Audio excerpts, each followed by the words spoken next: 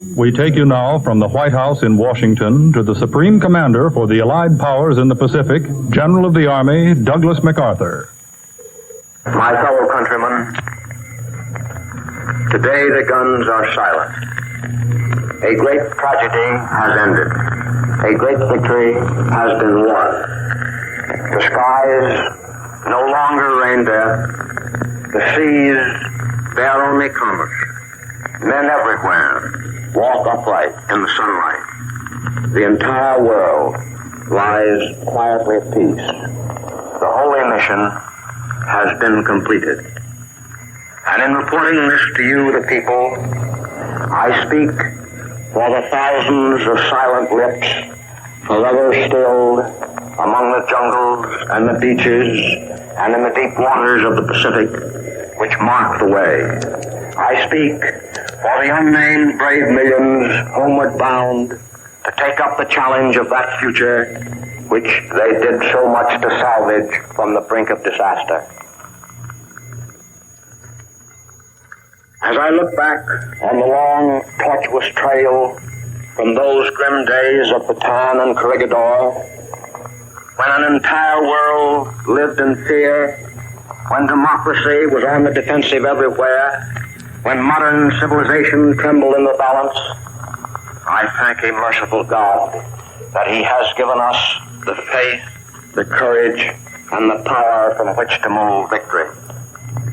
We have known the bitterness of defeat and the exaltation of triumph, and from both we have learned there can be no turning back. We must go forward to preserve in peace what we won in war. A new era is upon us. Even the lesson of victory itself brings it profound concern, both for our future security and the survival of civilization. The destructiveness of the war potential through progressive advances in scientific discovery has, in fact, now reached a point which revises the traditional concept of war.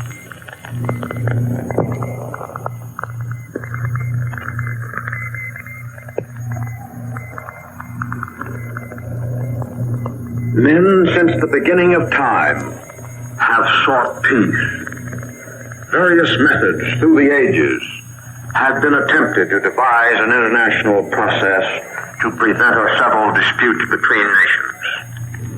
From the very start, workable methods were found insofar as individual citizens were concerned. But the mechanics of an instrumentality of larger international scope have never been successful. Military alliances, balances of power, leagues of nations, all in turn failed, leaving the only path to be by way of the crucible of war. The utter destructiveness of war now blots out this alternative. We have had our last chance. If we do not devise some greater and more equitable system, Armageddon will be at our door.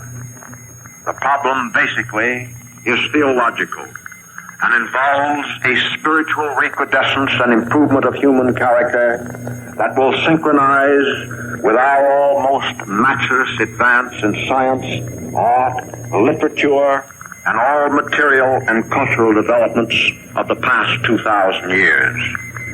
It must be of the Spirit if we are to save the flesh. We stand in Tokyo today, reminiscent of our countryman Commodore Perry 92 years ago. His purpose was to bring to Japan an era of enlightenment and progress by lifting the veil of isolation to the friendship, trade, and commerce of the world. But alas, the knowledge thereby gained of Western science was forged into an instrument of oppression and human enslavement. Freedom of expression, freedom of action, even freedom of thought were denied through suppression of liberal education, through appeal to superstition, and through the application of force. We are committed by the Potsdam Declaration of Principles to see that the Japanese people are liberated from this condition of slavery. It is my purpose to implement this commitment just as rapidly as the armed forces are demobilized and other essential steps taken to neutralize the war potential. The energy of the Japanese race, if properly directed, will enable expansion vertically rather than horizontally. If the talents of the race are turned into constructive channels, the country can lift itself from its present deplorable state into a position of dignity.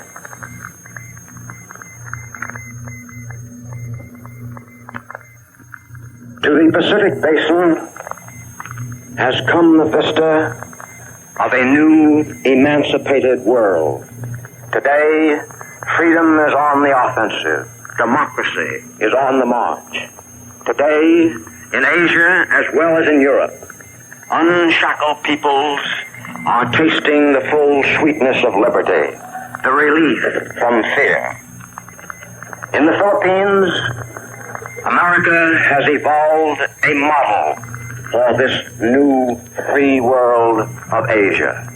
In the Philippines, America has demonstrated that peoples of the East and peoples of the West may walk side by side in mutual respect and with mutual benefit.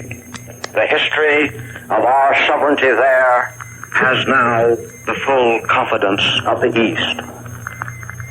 And so, my fellow countrymen, today I report to you that your sons and daughters have served you well and faithfully with the calm, deliberate, determined fighting spirit of the American soldier and sailor, based upon a tradition of historical trait as against the fanaticism of an enemy supported only by mythological fiction. Their spiritual strength and power has brought us through to victory. They are homeward bound. Take care of them.